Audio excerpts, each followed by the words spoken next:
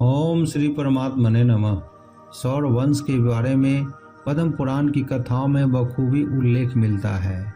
सौर वंश विशेष रूप से अयोध्या के राजा राम से जुड़ा है, जिनकी कहानी रामायण में बताई गई है। सूर्यवंशी या सूर्यवंश का अर्थ है इस वंश से संबंधित व्यक्ति। यह राजवंश या वंश भारत का सबसे पुराना हिंदू वंश है, जिसे आदित्य वंश, मित्र वंश, अर्क वंश, रवि वंश जैसे कई पर्यायवाची शब्दों से भी जाना जाता था। प्रारंभिक सूर्य देवता सूर्य, आदित्य या अर्का को अपना कुल देवता मानते थे और मुख्य रूप से सूर्य पूजा करते थे।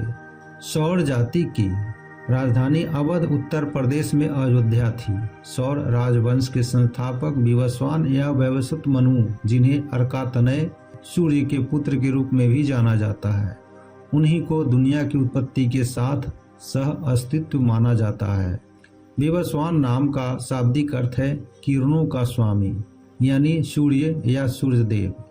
इस राजवंश के पहले ऐतिहासिक रूप से महत्वपूर्ण राजा विवस्वान के पोते इक्ष्वाकु थे, इसलिए राजवंश को इक्ष्वाकु वंश के रूप में भी जाना जाता है।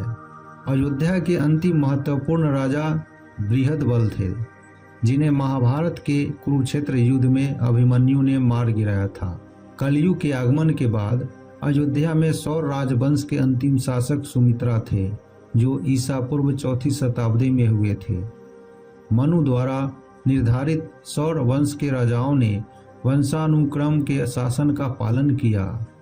केवल राजा की सबसे बड़ी संतान ही सिंहासन के लिए सफल हो सकती थी, जब तक कि शारीरिक रूप से अक्षम या किसी अन्य कारण से अयोग्य घोषित नहीं किया जाता।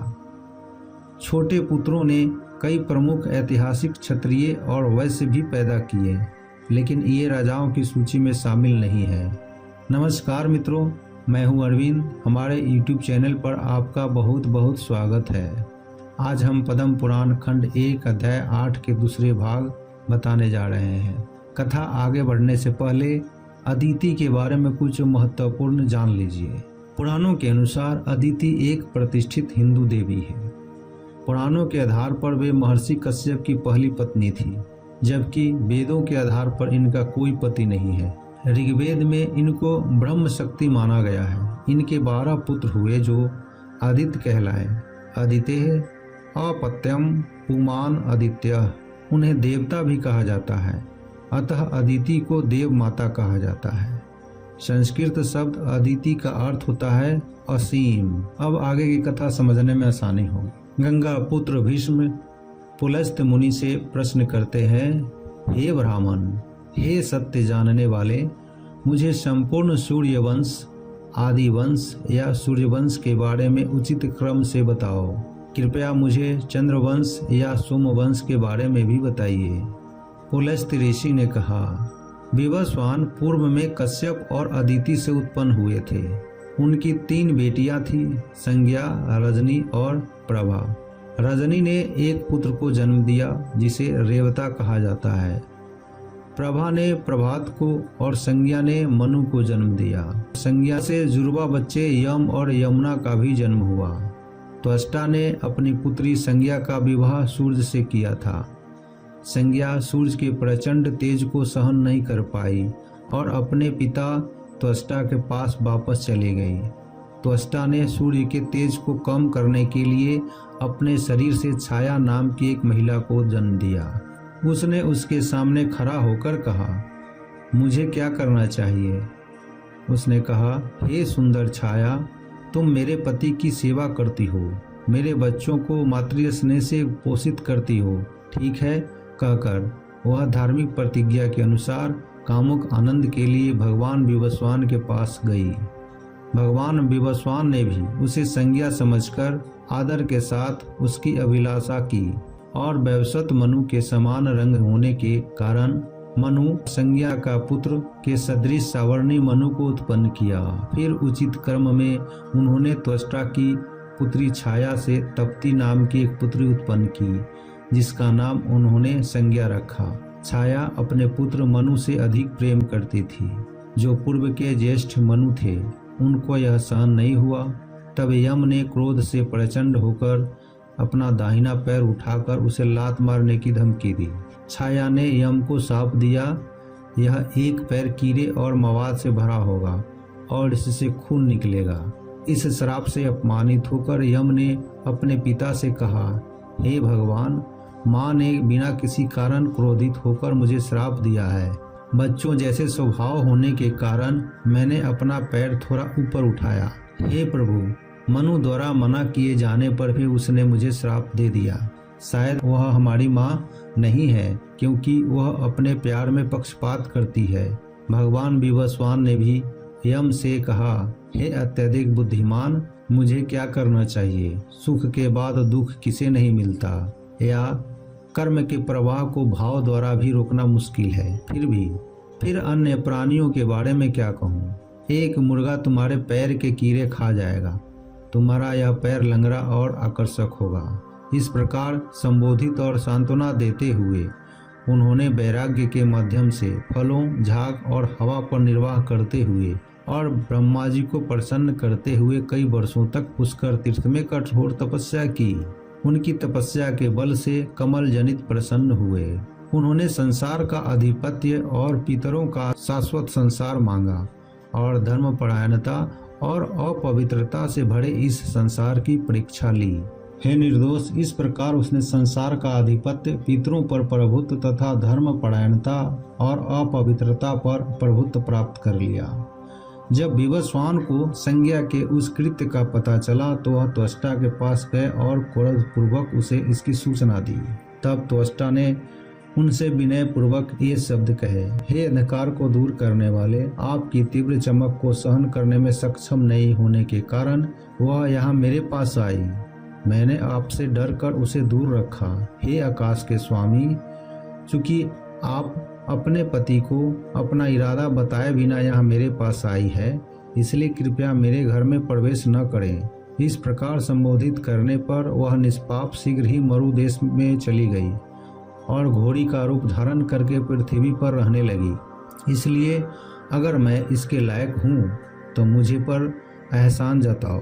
हे प्रभु, मैं आपकी चमक छीन लूँगा और आपका रूप संसार के सामने मनोहर कर दूँगा। जब सूर्य ने उनसे कहा, ठीक है, तो त्वष्टा ने सूर्य की चमक को अपने से अलग कर दिया और उसे विष्णु की चक्र और रुद्र के त्रिशूल और इंद्र के वज्र को राक्षसों को नष्ट करने में सक्षम बनाया। त्वष्टा ने सूर्य का रूप अतुलनीय और हजारों किरणों वाला, बिना पैरों वाला बना दिया। वह सूर्य के चरणों का स्वरूप नहीं देख सका। अब भी किसी को कभी भी सूर्य के पैरों का चित्र नहीं बनाना चाहिए। वह सबसे पापी जो इसे बनाता है निंदनीय स्थिति में पहुंच जाता है और कुष्ठ रोग से ग्रस्त हो जाता है, जो इस दुनिया में दुखी माना जाता है। इसलिए धार्मिक योग्यता और कामुक आनंद की इच्छा रखने वाले व्यक्ति को कभी भी बुद्धिमान भगवान के चरणों को चित्रों और मंदिरों में नहीं बनाना चाहिए। तब प्रेम में डूबे देवताओं के स्वामी इंद्र ने घोड़े के वेश में पृथ्वी पर जाकर और महान कांति से संपन्न होकर उसके साथ मुख मैथुन किया और भय से पीड़ित संज्ञा का मन व्याकुल हो उठा। उसने उस पर पराया होने का संदेह करके अपनी नाक से उसका बीज निगल लिया। उस बीज से अश्विन उत्पन्न हुए। वे नासिका से उत्पन्न होने के कारण दास्र आश्चर्य करने वाले और नासत्य सच्चे कहलाए। वह आनंद से भरकर अपनी पत्नी के साथ विमान में बैठकर स्वर्ग चला गया। सावर्ण मनु अब भी मेरु पर तपस्या कर रहे थे। शनि ने भी अपनी तपस्या के बल से ग्रहों के साथ समानता प्राप्त कर ली और यमुना और ताप्ती नदियां बन गई। इसी प्रकार विष्टि भी भयानक रूप वाली काल के रूप में स्थित हो गई। वैवस्वत मनु के भी 10 पुत्र थे। उनमें से ईला पहली थी, जिसका जन्म पुत्र प्राप्ति के लिए किए गए यज्ञ के परिणाम स्वरूप हुआ। 10 पुत्र थे, इक्ष्वाकु, कुशनाभ, अरिष्ट और दृष्ट, नरिष्यंत, करुष और बहुत शक्तिशाली सरजाति, प्रिसद्र और नाभाग, ये सभी दिव्य पुरुष थे। मनु सबसे पहले अपने धर्मात्मा पुत्र ईला को पवित्र करके तपस्या के लिए पुष्कर तप वन में गए।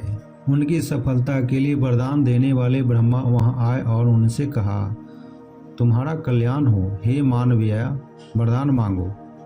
तब उन्होंने कमल जैसी आंखों वाले कमल जन्मे भगवान से कहा, हे कमल जन्मे भगवान, पृथ्वी पर सभी धर्मात्मा राजा आपकी कृपा से मेरे नियंत्रण में रहें। ऐसा ही हो, कहकर ब्रह्मा जी वहीं अंतर्ध्यान हो गए। फिर अयोध्या आकर वापस वह पहले की तरह रहने लगा। फिर एक बार मनु के पुत्र ईला एक रथ पर बैठकर राजाओं से समृद्ध होकर किसी उद्देश्य की पूर्ति के लिए इस पृथ्वी पर निकले और सभी क्षेत्रों में घूमते रहे और राजाओं को अपने अधीन कर लिया। वह वीर आकर्षित होकर शंकर के श्रवण नामक महान उपवन में गया, जो इच्छा उपज देने वाली लताओं और पेड़ों से भरा हुआ था, जिसमें देवताओं के भगवान शिव अपने सिर पर अर्धचंद्र धारण किए हुए उमा के साथ क्रीड़ा कर रहे थे। उस श्रवण वन के विषय में पूर्व में एक निश्चित किया गया था, जो कुछ भी नर कहा जाता है वह हमारे उपवन में प्रवेश करेगा, 10 योजन के दायरे में वह सब मादा में बदल जाएगा। इस परंपरा को न जानते हुए राजा ईला ने श्रवण में प्रवेश किया और तुरंत एक महिला बन गई। उसी क्षण उसका घोड़ा घोड़ी में बदल गया और स्त्री शरीर में रहते हुए वह सब कुछ भूल गया जो उसने एक पुरुष के रूप में किया था। वह लला नामक एक पतली महिला बन गई, जिसके स्तन मोटे उभरे हुए और सुगठित थे। उसके कूल्हे और कमर ऊंचे थे। उसकी कमल के पत्तों जैसी लंबी और गहरी आंखें थी। उसका चेहरा पूर्णिमा के चंद्रमा जैसा था। उसकी भुजाएं मोटी उठी हुई और लंबी थी और उसके काले घुंघराले और अच्छे बाल, आकर्षक चेहरा और मीठी और अस्पष्ट बातें करने वाली, पतली आकृति वाली, गोरे रंग वाली, पतले लाल अंकुर जैसे नाखून वाली, धनुष जैसी भौहें रखने वाली और चाल छुपाने वाली। जंगल में घूमती हुई सुंदर युवती ने सोचा, यहाँ मेरे पिता या भाई या माँ कौन होंगे? मैं किस पति को दी गई हूँ? मैं कितने वर्षों से पृथ्वी पर जीवित हूँ? इस प्रकार विचार करते समय वह एक उत्कृष्ट रंग की महिला सोम के पुत्र बुध द्वारा देखी गई, जिसका मन ईला की छवि से मोहित हो गया था। प्रेम से पीड़ित बुध ने उसे पाने का प्रयास किया। बुध एक विशिष्ट रूप में गंजे सिर वाला, एक पानी का बर्तन और एक किताब, हाथ में एक बांस की छड़ी, कुश घास की एक अंगूठी, एक ब्राह्मण के रूप में एक गुच्छे के साथ उपवन में प्रवेश किया। उस समय ईला पर ध्यान देने के बाद उसने जल्दी से खुद को उपवन के बाहर एक कुंज में छिपा लिया और उसने ईला से कहा, ये क्या हुआ? जैसे कि उसके लिए एक अप्रत्याशित घटना था। तुम मेरी पवित्र अग्नि की सेवा छोड़कर कहाँ चले गए हो? अब तुम्हारे क्रीड़ा का समय समाप्त हो गया है। हे विशाल कुलों वाले, आओ, आप असमंजस में क्यों हो? आज शाम का समय आ गया है, मन बहलाने का समय आ गया है, मेरे घर को फूलों से सजाओ।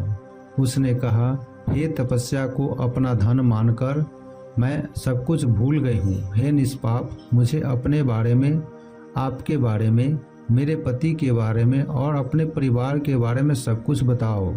बुद्ध ने उस दुबली पतली महिला से कहा, हे उत्कृष्ट रूप वाली, तुम ईला हो और मैं भावुक बुद्ध के रूप में जाना जाता हूँ, जो कई विद्याओं में पारंगत है। मेरा जन्म तेजस्वी सोमा के कुल में हुआ है। मेरे पिता ब्राह्मणों के मुखिया है। उनके द्वारा कहे गए इन शब्दों के बाद वह दिव्य माया से सुसज्जित रत्न जड़ित स्तंभों से भरे हुए बुद्ध के निवास में प्रवेश कर गई। ईला उस घर में रहकर स्वयं को धन्य मानती थी। ओह, अद्भुत है इस मेरे स्वामी की प्रतिज्ञा, आकृति, धन और परिवार। और ईला ने जंगल में इंद्र के निवास के समान सभी सुखों से भरे घर में लंबे समय तक उसके साथ निवास किया। तब राजा के भाई मनु के पुत्र इक्ष्वाकु और अन्य उसे खोजते हुए उस श्रवण वन के पास आए। तभी उन सब ने देखा कि रत्नों के बिंदियों से निकली हुई किरणों से चमकती हुई एक उत्कृष्ट घोड़ी उनके सामने खड़ी है। उसे पहचान कर वे सभी आश्चर्यचकित रह गए। यह उस उदार व्यक्ति का घोड़ा है जिसका नाम चंद्रप्रभा है। वह एक उत्कृष्ट घोड़ी क्यों बन गया है? तब उन्होंने अपने पुजारी मैत्रावरुणी अर्थात वशिष्ठ से इसके बारे में पूछा।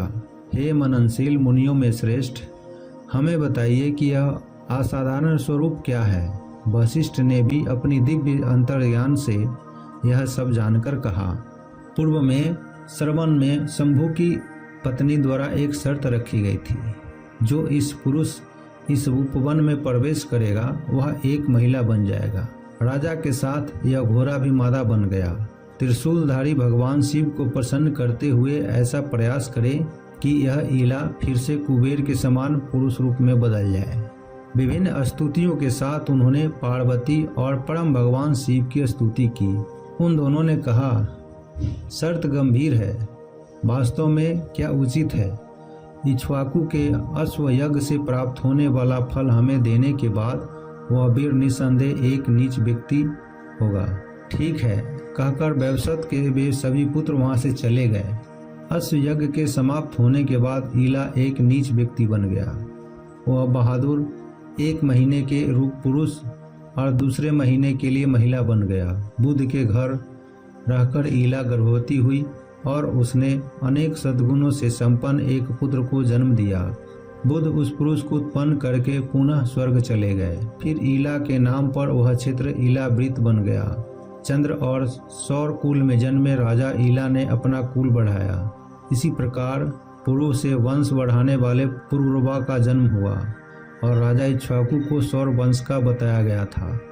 ईला को निम्न पुरुष की अवस्था में सुदयुग्म कहा जाता है। फिर सुदयुग्म के 3 विजयी पुत्र पैदा हुए, उत्कल और गय और शक्तिशाली हरितस्व।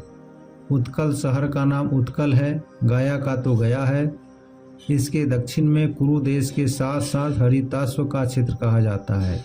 अपने पुत्र पुरुरवा को राजा के रूप में प्रतिष्ठित करने के बाद वह फलों पर निर्वाह करते हुए एक दिव्य वर्ष का आनंद लेने के लिए ईलावृत गए। सबसे बड़े पुत्र इक्ष्वाकु को राज्य के रूप में मध्य प्रदेश मिला। महान बलशाली शुक नरिष्यंत के पुत्र थे। अम्बरीश का जन्म नभाग से हुआ था। धृष्ट के 3 पुत्र थे, धृष्टकेतु, स्वधर्मन और वीर रणधृष्ट। शर्याति का पुत्र अनर्थ था और पुत्री सुकन्या थी। बहादुर रोकामान अनर्थ का पुत्र था। उसका देश अनर्थ और राजधानी नगर कुशस्थली था। रोचमान का पुत्र रेवा था और रेवा से रैवत का जन्म हुआ। उसका दूसरा नाम काकदमिन था। वह रेवा के पुत्रों में सबसे बड़ा था। रेवती उनकी पुत्री थी। करुषा से पृथ्वी पर प्रसिद्ध करुषों का जन्म हुआ। अपने गुरु के श्राप के कारण गाय की हत्या के परिणाम स्वरूप प्रिशद्र शूद्र बन गया। इक्ष्वाकु के 100 पुत्रों में विकुक्षी, निमि, दंडक नामक पुत्र श्रेष्ठ थे।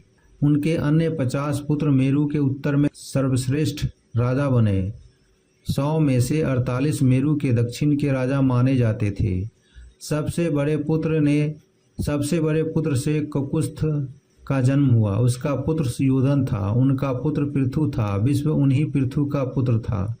उनका पुत्र आद्र था। उससे युवनाश्व का जन्म हुआ। युवनाश्व का वीर पुत्र शाश्वता था, जिसके द्वारा हे राजकुमार अंग देश में शाश्वती की स्थापना की गई थी। सावस्ता से बृहदस्व का जन्म हुआ। बृहदस्व से कुबलास्व का जन्म हुआ। पहले राक्षस धुंधु को मारने के कारण वह धुंधुमार बन गया, अर्थात उसे कहा जाने लगा। उनके 3 लड़के थे, दृष्टाश्व और घृणी, और बहादुर कपिलाश्व भी धुंधुमार के प्रसिद्ध पुत्र थे।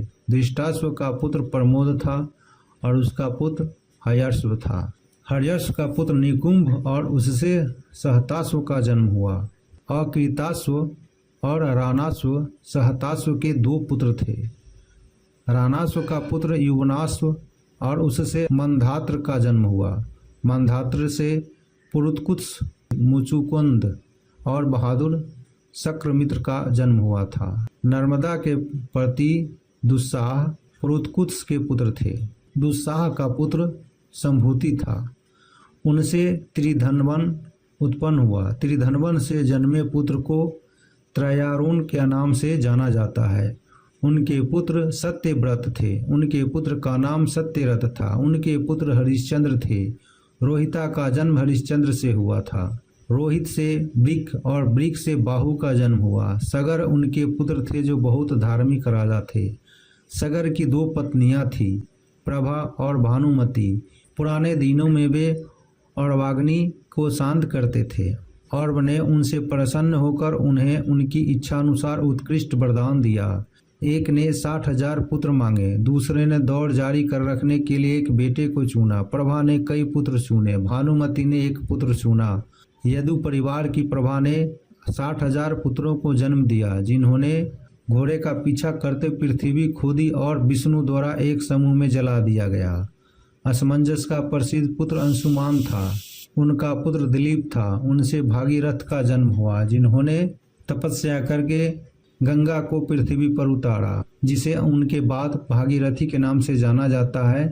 भागीरथ के पुत्र प्रसिद्ध नाभाग थे। नाभाग के पुत्र अम्बरीश थे, उससे सिंधु द्वीप का जन्म हुआ। उसका पुत्र अयुतायु था, उससे ऋतुपर्ण का जन्म हुआ। उनका पुत्र कलमासपाद था।